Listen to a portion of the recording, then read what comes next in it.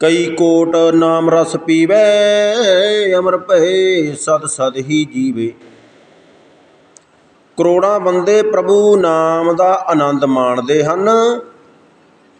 ਉਹ ਜਨਮ ਮਰਨ ਤੋਂ ਰਹਿਤ ਹੋ ਕੇ ਸਦਾ ਹੀ ਜਿਉਂਦੇ ਰਹਿੰਦੇ ਹਨ। ਮਹਾਰਾਜ ਕਹਿੰਦੇ ਕਈ ਕੋਟ ਨਾਮ ਰਸ ਪੀਵੇ, ਅਮਰ ਭਏ ਸਦ ਸਦ ਹੀ ਜੀਵੇ। ਉਹ ਜਨਮ ਮਰਨ ਤੋਂ ਰਹਿਤ ਹੋ ਕੇ ਸਦਾ ਹੀ ਜਿਉਂਦੇ ਰਹਿੰਦੇ ਹਨ। ਕਈ ਕੋਟ ਨਾਮ ਗੁਣ ਗਾਵੇ, ਆਤਮ ਰਸ ਸੁਖ ਸਹਿਜ ਸਮਾਵੀ।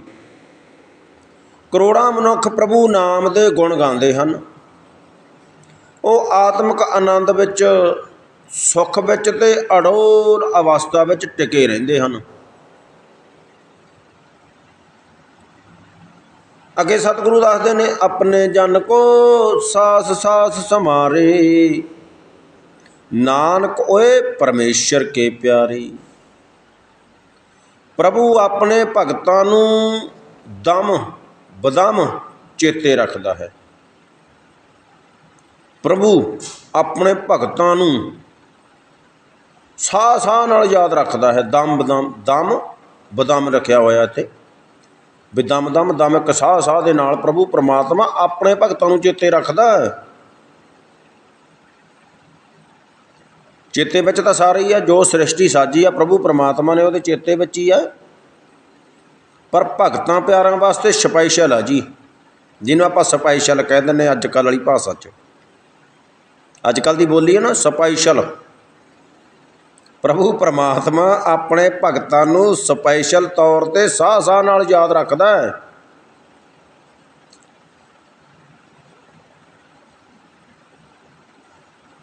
ਭਗਤਾਂ ਕੀ ਓਟ ਤੂੰ, ਸੰਤਾਂ ਕੀ ਟੇਕ ਤੂੰ। ਇਸ ਤਰ੍ਹਾਂ ਹੀ ਆ ਪੰਕਤੀ, ਮੈਨੂੰ ਚਲੋ ਮੈਂ ਪੂਰੀ ਤਰ੍ਹਾਂ ਨਹੀਂ ਬੋਲ ਸਕਿਆ, ਇਸ ਤਰ੍ਹਾਂ ਹੀ ਆ। ਭਗਤ ਪਿਆਰੇ ਵੀ ਉਹਦਾ ਓਟ ਆਸਰਾ ਹੀ ਰੱਖਦੇ ਨੇ, ਅਤੇ ਉਹ ਵੀ ਭਗਤ ਪਿਆਰਿਆਂ ਨੂੰ ਦਮ ਬਦਮ ਯਾਦ ਰੱਖਦਾ ਹੈ ਪ੍ਰਭੂ ਪਰਮਾਤਮਾ।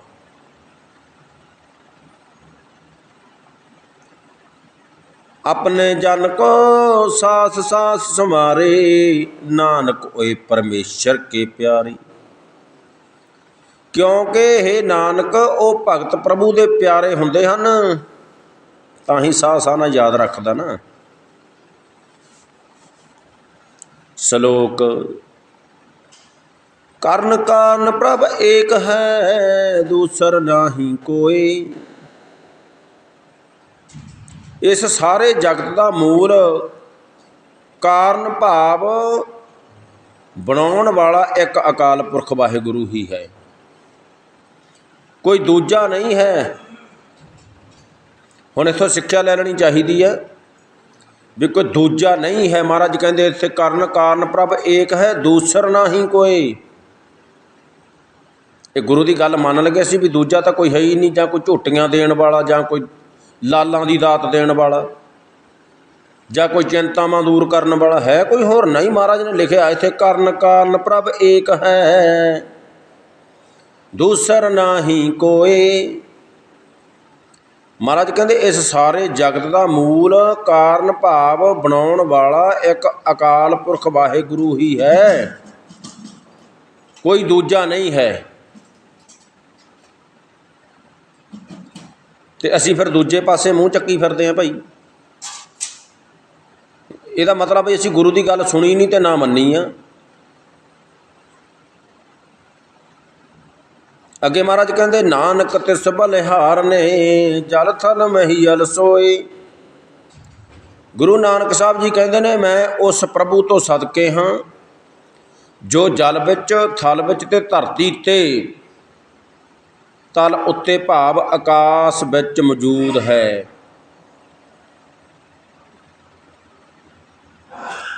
ਜਲ ਵਿੱਚ, ਧਰਤੀ ਉੱਪਰ ਅਤੇ ਆਕਾਸ਼ ਵਿੱਚ ਮੌਜੂਦ ਹੈ ਅਕਾਲ ਪੁਰਖ ਵਾਹਿਗੁਰੂ। ਮਹਾਰਾਜ ਕਹਿੰਦੇ ਉਸ ਤੋਂ ਮੈਂ ਸਦਾ ਬਲਿਹਾਰੇ ਜਾਂਦਾ ਹਾਂ। ਗੁਰੂ ਨਾਨਕ ਸਾਹਿਬ ਜੀ ਕਹਿੰਦੇ ਨੇ।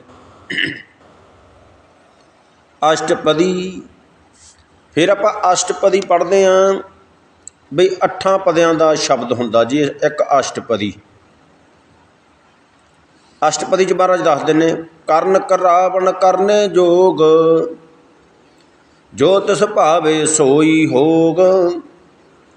ਮਹਾਰਾਜ ਕਹਿੰਦੇ ਪ੍ਰਭੂ ਸਭ ਕੁਝ ਕਰਨ ਦੀ ਸਮਰੱਥਾ ਰੱਖਦਾ ਹੈ ਅਤੇ ਜੀਆਂ ਨੂੰ ਕੰਮ ਕਰਨ ਲਈ ਪ੍ਰੇਰਨ ਜੋਗਾ ਵੀ ਅਕਾਲ ਪੁਰਖ ਵਾਹਿਗੁਰੂ ਹੀ ਹੈ। ਜੋ ਤਿਸ ਭਾਵੈ ਸੋਈ ਹੋਗ। ਮਹਾਰਾਜ ਕਹਿੰਦੇ ਉਹੀ ਕੁਝ ਹੁੰਦਾ ਹੈ ਜੋ ਉਸ ਨੂੰ ਚੰਗਾ ਲੱਗਦਾ ਹੈ। ਖਿਨ ਮੈਂ ਥਾਪ ਉਥਾਪਣ ਹਾਰ, ਅੰਤ ਨਹੀਂ ਕਿਸ ਪਾਰਾਵਾਰਾ। ਖਿਨਵੇਂ ਦਾ ਮਤਲਬ ਇੱਕ ਸਕਿੰਟ ਕਹਿ ਲਓ, ਅੱਜ ਕੱਲ੍ਹ ਦੀ ਭਾਸ਼ਾ 'ਚ ਆਪਾਂ ਸੂਈ ਨੇ ਟਿਕ ਕਰਿਆ, ਇੱਕ ਸਕਿੰਟ ਹੋ ਗਿਆ। ਇੱਕ ਸਕਿੰਟ ਦੇ ਵਿੱਚ ਮਹਾਰਾਜ ਸਮਝਾਉਂਦੇ ਨੇ, ਅੱਖਾਂ ਦੇ ਫੋਰ ਵਿੱਚ ਅੱਖਾਂ ਝਮਕਦੀਆਂ ਜਿਹੜੀਆਂ, ਹੁਣ ਆਪਾਂ ਸਕਿੰਟ ਦੀ ਉਦਾਹਰਨ ਲੈ ਲਈ ਨਾ, ਵੀ ਸਕਿੰਟ ਸੂਈ ਨੇ ਟਿਕ ਕਰੀ ਸਕਿੰਟ, ਅਤੇ ਉਸ ਸਮੇਂ ਵਿੱਚ ਚਲੋ ਜੇ ਆਪਾਂ ਘੜੀਆਂ ਵੀ ਨਹੀਂ ਕਹਿੰਦੇ, ਅਤੇ ਆ ਅੱਖ ਦਾ ਫੋਰ, ਅੱਖ ਝਮਕਣ ਨੂੰ ਕਿੰਨਾ ਕੁ ਸਮਾਂ ਲੱਗਦਾ, ਇੰਨੇ ਕੁ ਸਮੇਂ ਦੇ ਵਿੱਚ ਮਹਾਰਾਜ ਕਹਿੰਦੇ ਅੱਖ ਦੇ ਫੋਰ ਵਿੱਚ ਜਗਤ ਨੂੰ ਪੈਦਾ ਕਰਕੇ ਨਾਸ ਵੀ ਕਰਨ ਵਾਲਾ ਹੈ। ਇੰਨੇ ਸਮੇਂ ਦੇ ਵਿੱਚ ਜਗਤ ਨੂੰ ਪੈਦਾ ਵੀ ਕਰ ਸਕਦਾ ਅਤੇ ਨਾਸ ਵੀ ਕਰ ਸਕਦਾ। ਐਡੀ ਤਾਕਤ ਦਾ ਮਾਲਕ ਹੈ ਅਕਾਲ ਪੁਰਖ ਵਾਹਿਗੁਰੂ। ਖਿਨ ਮੈਂ ਥਾਪ ਉਥਾਪਣ ਹਾਰਾ, ਅੰਤ ਨਹੀਂ ਕਿਸ ਪਾਰਾਵਾਰਾ। ਉਸ ਦੀ ਤਾਕਤ ਦਾ ਕੋਈ ਹੱਦ ਬੰਨਾ ਨਹੀਂ ਹੈ। ਅੱਗੇ ਮਹਾਰਾਜ ਕਹਿੰਦੇ ਨੇ, ਹੁਕਮੇ ਧਾਰ ਅਧਰ ਰਹਾਵੇ, ਹੁਕਮੇ ਉਪਜੇ ਹੁਕਮ ਸਮਾਵੇ। ਸ੍ਰਿਸ਼ਟੀ ਨੂੰ ਆਪਣੇ ਹੁਕਮ ਵਿੱਚ ਪੈਦਾ ਕਰਕੇ ਬਿਨਾਂ ਕਿਸੇ ਆਸਰੇ ਟਿਕਾ ਰੱਖਦਾ ਹੈ। ਬਿਨਾਂ ਕਿਸੇ ਆਸਰੇ ਟਿਕਾਏ ਹੋਈ ਹੈ। ਹੁਣ ਆਹ ਧਰਤੀ ਨੂੰ ਕੋਈ ਥੰਮ ਤਾਂ ਨਹੀਂ ਲੱਗਾ, ਕਿਉਂਕਿ ਜਿਹੜੇ ਸਾਇੰਸਕਾਰ ਆਪਾਂ ਨੂੰ ਜਾਣਕਾਰੀ ਮਿਲਦੀ ਆ ਵੀ ਧਰਤੀ ਇੱਕ ਹਵਾ ਦੇ ਵਿੱਚ ਉੱਡ ਰਹੀ ਹੈ। ਚਲੋ ਆਪਾਂ ਜੇ ਪਤਾਲਪੁਰੀ ਇਹ ਬੰਨਾ ਵੀ ਨਹੀਂ ਮੰਨਦੇ, ਤਾਂ ਹੁਣ ਦੇਖੋ ਵੀ ਬਿਜਲੀ ਵਾਲਿਆਂ ਨੇ ਇੱਕ ਖੰਭਾ ਖੜ੍ਹਾ ਕਰਤਾ, ਉਦਾਹਰਨ ਆ ਜੀ ਇਹ, ਖੰਭਾ ਖੜ੍ਹਾ ਕਰਤਾ ਅਤੇ ਉਹਨੂੰ ਖਿੱਚਾਂ ਪਾ ਕੇ ਰੋਕਿਆ ਉਹਨਾਂ ਨੇ ਸਾਈਡਾਂ 'ਤੇ। ਪ੍ਰਭੂ ਪਰਮਾਤਮਾ ਨੇ ਬਹੁਤ ਵੱਡੇ ਵੱਡੇ ਦਰੱਖਤ ਉਗਾ ਤੇ, ਬੜੇ ਲੰਬੇ ਲੰਬੇ ਸਪੈਦੇ, ਬੜੇ ਲੰਬੇ ਜਾ ਵੜਦੇ ਨੇ, ਉਹਨੂੰ ਕੋਈ ਵੀ ਖਿੱਚ ਨਹੀਂ ਪਾਈ। ਅਕਾਲ ਪੁਰਖ ਵਾਹਿਗੁਰੂ ਨੇ ਸਿੱਧਾ ਹੀ ਕਢਾਇਆ ਹੋਇਆ ਕੁਦਰਤ ਦੇ ਨਿਯਮ ਵਿੱਚ, ਧਰਤੀ ਦੇ ਵਿੱਚ, ਅਤੇ ਖੜ੍ਹਾ ਖੰਭਾ ਵੀ ਧਰਤੀ 'ਚ ਹੀ ਆ। ਇਹ ਸੌਖੀ ਜਿਹੀ ਧਾਰਨਾ ਨਾਲ ਸਮਝ ਆ ਜਾਂਦੀ ਆ ਜੀ। ਬਾਕੀ ਸਵਾਲ ਕਰਨ ਵਾਲੇ ਤਾਂ ਬਥੇਰਾ ਕੁਛ ਕਹਿ ਦੇਣਗੇ ਵੀ ਉਹਨੂੰ ਐਂ ਹੋ ਜੂ ਜੀ, ਇਹਦਾ ਵੀ ਹੋ ਜੂ, ਬਿਨਾਂ ਖਿੱਚ ਤੋਂ ਵੀ ਖੜ੍ਹ ਸਕਦਾ। ਪਰ ਇਹ ਤਾਂ ਆਪਾਂ ਸੌਖੀ ਜਿਹੀ ਉਦਾਹਰਨਾਂ ਲਈ ਆ ਵੀ ਪ੍ਰਭੂ ਪਰਮਾਤਮਾ ਜੋ ਇੱਥੇ ਪੰਕਤੀ ਕਹਿ ਰਹੀ, ਅੰਤ ਨਹੀਂ ਕਿਸ ਪਾਰਾਵਾਰਾ, ਹੁਕਮੇ ਧਾਰ ਅਧਰ ਰਹਾਵੇ, ਹੁਕਮੇ ਉਪਜੇ ਹੁਕਮ ਸਮਾਵੇ। ਸ੍ਰਿਸ਼ਟੀ ਨੂੰ ਆਪਣੇ ਹੁਕਮ ਵਿੱਚ ਪੈਦਾ ਕਰਕੇ ਬਿਨਾਂ ਕਿਸੇ ਆਸਰੇ ਟਿਕਾ ਰੱਖਦਾ ਹੈ। ਅਸਮਾਨ ਨੂੰ ਕੋਈ ਥੰਮ ਨਹੀਂ ਲੱਗਿਆ ਹੋਇਆ। ਜੇ ਕਹੀਏ ਤਾਂ ਆਪਾਂ ਬਿਨਾਂ ਆਸਰੇ ਅਸਮਾਨ ਦਿਖ ਰਿਹਾ, ਆਪਾਂ ਜਿੱਥੇ ਵੀ ਜਾਵਾਂਗੇ ਉੱਥੇ ਦਿਸੂ ਵੀ ਇੱਕੋ ਹੀ। ਇਹਨਾਂ ਗੁਣਾਂ ਕਾਰਨ ਆਪਾਂ ਪ੍ਰਮਾਤਮਾ ਨੂੰ ਦੇਖਣਾ, ਇਹਨਾਂ ਗੁਣਾਂ ਦੇ ਵਿੱਚੋਂ ਇਹੀ ਉਹਦੇ ਗੁਣ ਗਾਉਣੇ ਨੇ। ਅੱਗੇ ਮਹਾਰਾਜ ਕਹਿੰਦੇ ਨੇ, ਹੁਕਮੇ ਉਪਜੇ ਹੁਕਮ ਸਮਾਵੇ। ਜਗਤ ਉਸ ਦੇ ਹੁਕਮ ਵਿੱਚ ਪੈਦਾ ਹੁੰਦਾ ਹੈ ਅਤੇ ਹੁਕਮ ਵਿੱਚ ਲੀਨ ਹੋ ਜਾਂਦਾ ਹੈ।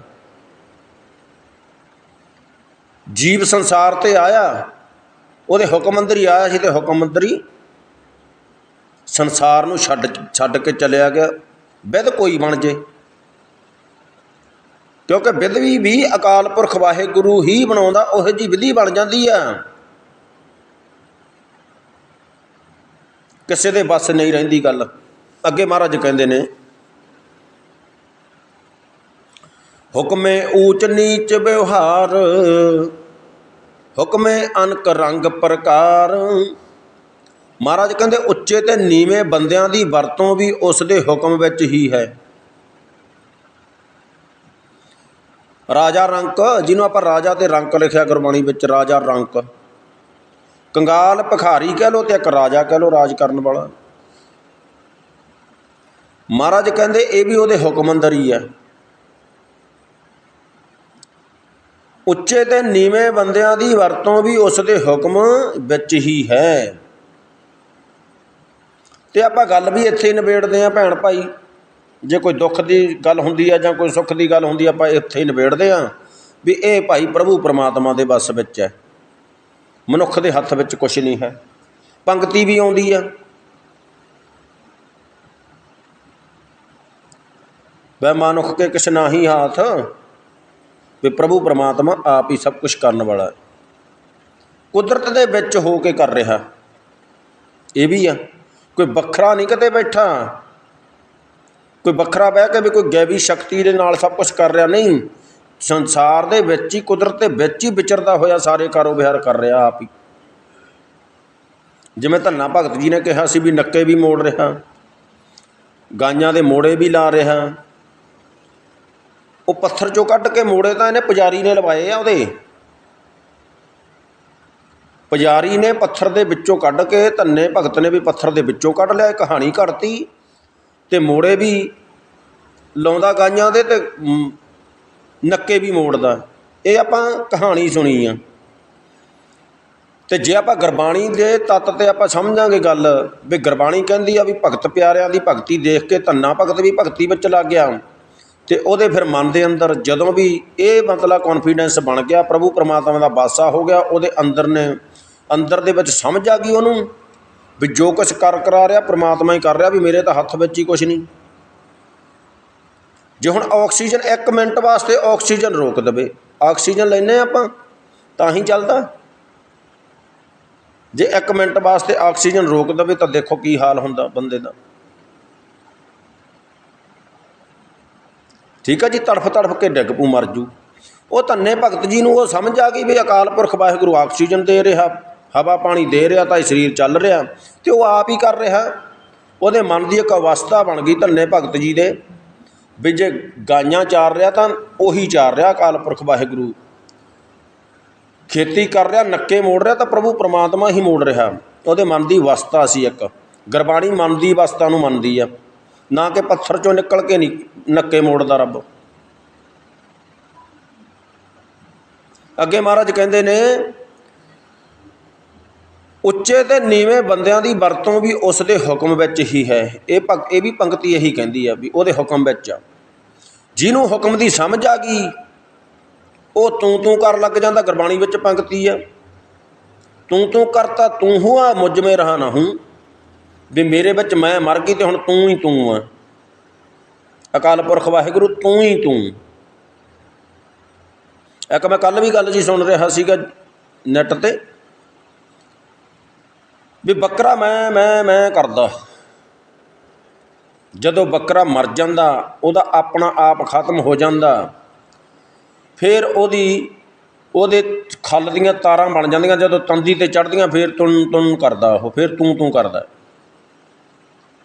गल बहुत वधिया सी, भाव चंगा सी गल समझण वास्ते भी हाँ जिद्दां चਿਰ असीं अपना आप मैं नहीं ना मारदे अंदरों, उन्ना चिर तू नहीं आ सकदा। गुरबाणी विच पंक्ति है, हुक्मनामे विच पढ़दे हुन्ने आ, जब हम होते तब तू नहीं, अब तू ही मैं नाही। महाराज कहंदे भी जदों मैं सी मेरे विच, उदों तू नहीं सी मेरे हिरदे घर विच आया। हुण प्रभु परमात्मा जी तू ही मेरे घर विच तू ही आ, तू ही बोलदा, तू ही काम करदा। उही धन्ने भगत वाली गल आ गई फिर भी तू ही नक्के मोड़दा, तू ही गाइयां चारदा, तू ही सब कुछ करदा। फिर वो मैं मुक गई। होर भी धारणा ले लो, मेरा मुझ में किस नहीं, जो किस है सो तेरा, तेरा तुझको सौंपते क्या लागे मेरा। ये भगतां दी बाणी विच भी पंक्ति है, दशमेश पिता दे भी वचन ने। जदों अपना परिवार लेखे विच लाया, प्रभु परमात्मा दे लेखे लाया जदों अपना परिवार, उदों दशमेश पिता दे भी वचन है। पंक्ति गुरबाणी विच भी आ भी तेरा तुझ ते सौंप के क्या लागे मेरा, मेरा मुझ में किस नहीं, इत्थे की है मेरा। ये भगतां दी वसता भी मेरा नहीं इत्थे कुछ का, सब कुछ तेरा ही है। जिन्ना चਿਰ तू नहीं करदा उन्ना चਿਰ वो वसदा, वो वसदा नहीं आके मन विच। ਜਿੰਨਾ ਚਿਰ ਮੈਂ ਆ, ਮੈਂ ਦੇ ਥਾਂ ਤੂੰ ਨਹੀਂ ਆ ਸਕਦਾ ਤੇ ਤੂੰ ਦੇ ਥਾਂ ਮੈਂ ਨਹੀਂ ਆ ਸਕਦੀ। ਜਦੋਂ ਤੂੰ ਕਰਨ ਲੱਗ ਗਿਆ ਫਿਰ ਮੈਂ ਨਹੀਂ ਆਏਗੀ ਮੇਰੇ ਵਿੱਚ। ਇੱਕ ਹੋਰ ਐਗਜਾਮਪਲ, ਹਨੇਰੇ ਨੇ ਰੱਬ ਜੀ ਕੋਲੇ ਸ਼ਿਕਾਇਤ ਕੀਤੀ। ਹਨੇਰੇ ਨੇ ਸ਼ਿਕਾਇਤ ਕੀ ਕੀਤੀ? ਕਹਿੰਦਾ ਜੀ ਮੈਨੂੰ ਚਾਨਣ ਬਹੁਤ ਤੰਗ ਕਰਦਾ, ਟਿਕਣ ਨਹੀਂ ਦਿੰਦਾ।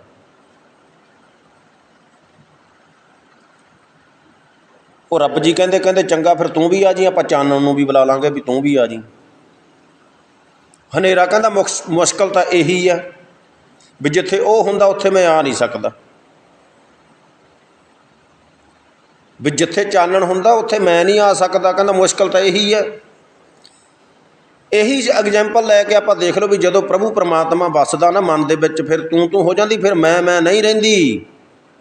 ਜਿਵੇਂ ਕਿ ਹਨੇਰਾ ਚਾਨਣ ਦੇ ਸਾਹਮਣੇ ਨਹੀਂ ਆ ਸਕਦਾ। ਚਾਨਣ ਲਾਈਟਾਂ ਬੰਦ ਕਰ ਦਿਓ, ਹਨੇਰੇ ਨਾਲ ਅੰਦਰ ਭਰ ਜੂ। ਜੇ ਕੋਈ ਥੱਬੇ ਭਰ ਕੇ ਕੱਢਣ ਦੀ ਕੋਸ਼ਿਸ਼ ਕਰੇ ਉਹਨੂੰ ਨਹੀਂ ਨਿਕਲਣਾ। ਇੱਕ ਸੁੱਚ ਛੱਡ ਦਿਓ, ਲਾਈਟ ਜਗਾ ਦਿਓ, ਹਨੇਰਾ ਉੱਡ ਜਾਏਗਾ। ਇਸੇ ਤਰ੍ਹਾਂ ਹੀ ਆਪਾਂ ਜਿੰਨੇ ਮਰਜ਼ੀ ਯਤਨ ਕਰ ਲਈਏ, ਪਿੱਛੇ ਪੰਕਤੀ ਪੜ੍ਹ ਕੇ ਆਏ ਹਾਂ, ਆਪਾਂ ਜਿੰਨੇ ਮਰਜ਼ੀ ਯਤਨ ਕਰ ਲਾ ਪ੍ਰਭੂ ਪਰਮਾਤਮਾ ਨੂੰ ਪਾਉਣ ਦੇ, ਨਹੀਂ ਪੈਣਾ, ਉਹਨੇ ਨਹੀਂ ਪ੍ਰਾਪਤ ਹੋਣਾ। ਯਤਨਾਂ ਨਾਲ ਨਹੀਂ ਪ੍ਰਾਪਤ ਹੋਣਾ। ਉਹ ਤਾਂ ਪ੍ਰੇਮ ਭਗਤ ਦਾ ਭੁੱਖਾ ਪ੍ਰਭੂ ਪਰਮਾਤਮਾ। ਆਪਣੇ ਮਨ ਦੇ ਵਿੱਚ ਉਹਦਾ ਪ੍ਰੇਮ ਪ੍ਰਗਟ ਕਰ ਲਾ, ਉਹਦੀ ਯਾਦ ਵਸਾ ਲਾ ਆਪਦੇ ਹਿਰਦੇ ਘਰ ਵਿੱਚ, ਆ ਵਸੇਗਾ। ਗਿਆਨ ਦੀ ਸੁੱਚ ਛੱਡ ਲਾ। ਜਦੋਂ ਗੁਰੂ ਦਾ ਗਿਆਨ ਪੱਲੇ ਆ ਗਿਆ ਤੇ ਅਗਿਆਨਤਾ ਦੂਰ ਹੋ ਜਾਣੀ ਆ। ਵਹਿਮ ਭਰਮ ਭੁਲੇਖੇ, ਡਰ ਭੈ ਸਭ ਦੂਰ ਹੋ ਜਾਣਾ ਜਦੋਂ ਗੁਰੂ ਦੇ ਗਿਆਨ ਦਾ ਦੀਵਾ ਜਗ ਪਿਆ ਅੰਦਰ। ਅੱਗੇ ਮਹਾਰਾਜ ਕਹਿੰਦੇ ਨੇ, ਹੁਕਮੇ ਊਚ ਨੀਚ ਵਿਵਹਾਰ, ਹੁਕਮੇ ਅਨਕ ਰੰਗ ਪ੍ਰਕਾਰ। ਮਹਾਰਾਜ ਕਹਿੰਦੇ ਉਸ ਤੇ ਨੀਵੇਂ, ਉੱਚੇ ਤੇ ਨੀਵੇਂ ਬੰਦਿਆਂ ਦੀ ਵਰਤੋਂ ਵੀ ਉਸ ਦੇ ਹੁਕਮ ਵਿੱਚ ਹੀ ਹੈ। ਅਨੇਕਾਂ ਕਿਸਮਾਂ ਦੇ ਖੇਡ ਤਮਾਸ਼ੇ ਉਸ ਦੇ ਹੁਕਮ ਵਿੱਚ ਹੋ ਰਹੇ ਹਨ। ਇਹ ਦੁਨੀਆਦਾਰੀ ਵਾਲਾ ਇੱਕ ਖੇਡ ਤਮਾਸ਼ਾ ਹੀ ਹੈ। ਜੀਵ ਸੰਸਾਰ 'ਤੇ ਆਇਆ, ਚਲਿਆ ਗਿਆ, ਖੇਡ ਕੇ ਆਪਣਾ ਜੀਵਨ ਬਸਰ ਕਰਕੇ। ਦਿਨ ਰਾਤ ਉਹਦਾ ਖੇਡ ਤਮਾਸ਼ਾ ਹੈ। ਗੁਰਬਾਣੀ ਵਿੱਚ ਪੰਕਤੀ ਹੈ, ਜਿਨ ਦਿਨ ਕਰਕੇ ਕੀਤੀ ਰਾਤ, ਖਸਮ ਵਸਾਰੇ ਤੇ ਕਮਜਾਤ। ਕਮੀਨੀ ਜਾਤ ਵਾਲਾ ਉਹ ਆ ਜਿਹੜਾ ਪ੍ਰਭੂ ਪਰਮਾਤਮਾ ਨੂੰ ਮਹਿਰ ਦੇ ਵਿੱਚੋਂ ਵਸਾਰ ਦਿੰਦਾ। ਹੋਰ ਸਾਰੀ ਮਨੁੱਖਤਾ ਇੱਕ ਆ, ਨਾ ਕੋਈ ਵੱਡਾ ਨਾ ਕੋਈ ਛੋਟਾ, ਉੱਚਾ ਨੀਵਾਂ ਨਹੀਂ ਹੈ। ਮਨੁੱਖ ਕੀ ਜਾਤ ਏਕ ਪਛਾਨ ਬੋ, ਗੁਰੂ ਮਹਾਰਾਜ ਕਹਿੰਦੇ। ਅੱਗੇ ਮਹਾਰਾਜ ਦੱਸਦੇ ਨੇ, ਅਨੇਕਾਂ ਕਿਸਮਾਂ ਦੇ ਖੇਡ ਤਮਾਸ਼ੇ ਉਸ ਦੇ ਹੁਕਮ ਵਿੱਚ ਹੀ ਹੋ ਰਹੇ ਹਨ।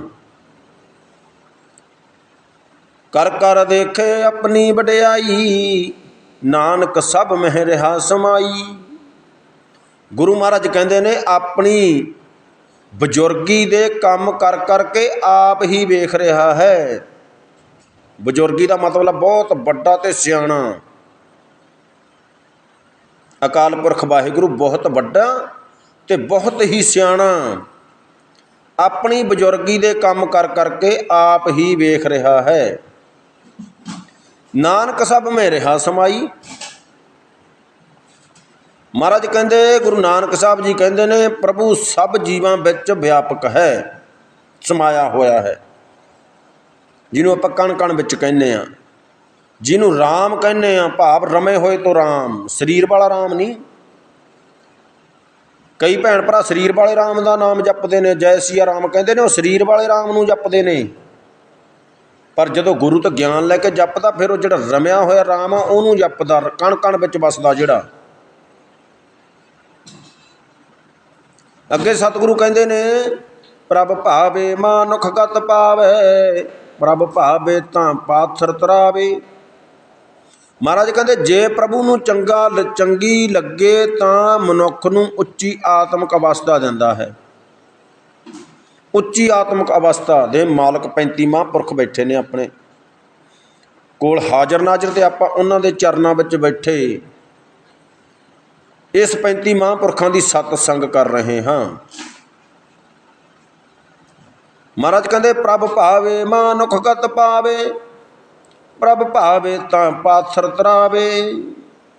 ਗੁਰੂ ਮਹਾਰਾਜ ਕਹਿੰਦੇ ਜੇ ਪ੍ਰਭੂ ਨੂੰ ਚੰਗੀ ਲੱਗੇ ਤਾਂ ਮਨੁੱਖ ਨੂੰ ਉੱਚੀ ਆਤਮਿਕ ਅਵਸਥਾ ਦਿੰਦਾ ਹੈ ਅਤੇ ਪੱਥਰ ਦਿਲਾਂ ਨੂੰ ਵੀ ਤਾਰ ਲੈਂਦਾ ਹੈ। ਉਵੇਂ ਤਾਂ ਤੁਸੀਂ ਜੇ ਬਾਹਰੀ ਗੱਲ ਕਰਕੇ ਤਾਂ ਆਪਾਂ ਪੱਥਰ ਦੀ ਇੱਕ ਭਲਾ ਸਮੁੰਦਰ ਦੇ ਵਿੱਚ ਕਿੰਨਾ ਪਾਣੀ ਹੁੰਦਾ, ਪੱਥਰ ਦੀ ਬੱਟੀ ਛੱਡ ਦੋ ਉਹ ਵੀ ਡੁੱਬ ਜੂਗੀ। ਉਵੇਂ ਨਹੀਂ, ਇਹ ਮਨ ਪੱਥਰ ਆ ਜਿਹੜੇ ਕਠੋਰ ਦਿਲ ਵਾਲੇ ਲੋਕ, ਕਿਸੇ 'ਤੇ ਤਰਸ ਨਹੀਂ ਕਰਨ ਵਾਲੇ, ਜ਼ੁਲਮ ਕਰਦੇ ਨੇ ਜਿਹੜੇ ਲੋਕ, ਉਹਨਾਂ ਪੱਥਰਾਂ ਨੂੰ ਵੀ ਤਾਰ ਲੈਂਦਾ। ਤਾਰੇ ਨੇ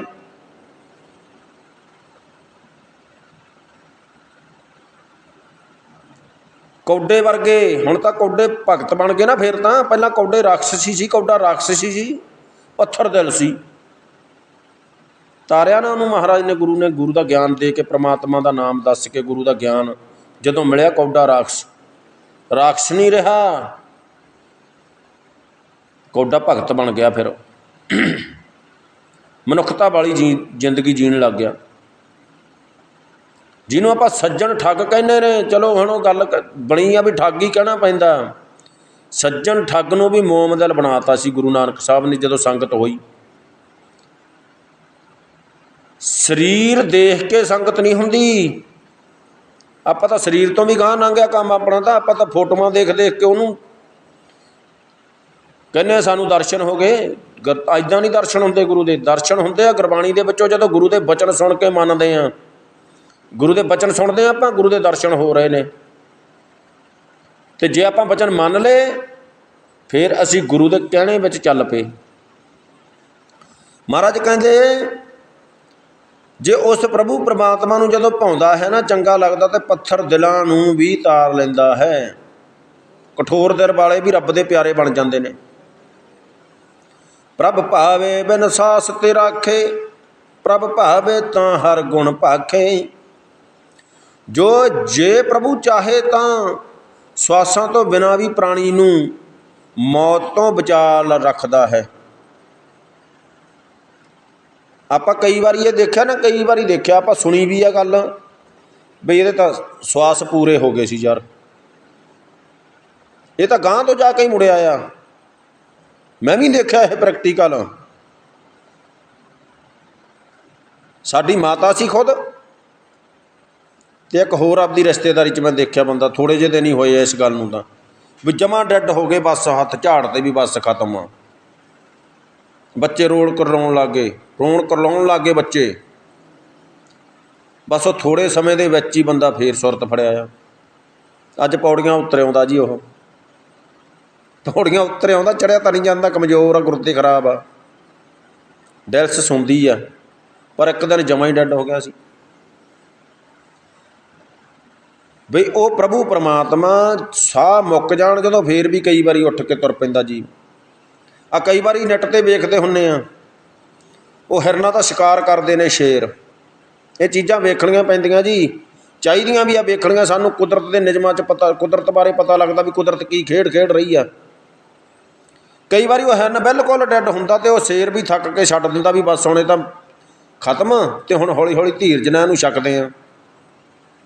ਉਹ ਜਦੋਂ ਸ਼ੇਰ ਛੱਡਦਾ ਅਤੇ ਉਹ ਡਿੱਗਿਆ ਪਿਆ ਡੈੱਡ ਹੋਇਆ ਹੀ ਉੱਠ ਕੇ ਭੱਜ ਜਾਂਦਾ। ਇਸ ਪੰਕਤੀ ਤੋਂ ਆਪਾਂ ਉਹ ਸਿੱਖਿਆ ਲੈਂਦੇ ਹਾਂ ਵੀ ਇਸ ਹਿਸਾਬ ਦੇ ਨਾਲ ਪ੍ਰਭੂ ਪਰਮਾਤਮਾ ਬਿਨਾਂ ਸਾਸਾਂ ਤੋਂ ਵੀ ਜੀਵਨ ਦੇ ਸਕਦਾ। ਮਰੇ ਪਏ ਨੂੰ ਉਠਾ ਲੈਂਦਾ। ਆਪਾਂ ਦੇਖਦੇ ਹਾਂ ਅਤੇ ਸੁਣਿਆ ਵੀ ਆ। ਮਹਾਰਾਜ ਕਹਿੰਦੇ ਪ੍ਰਭ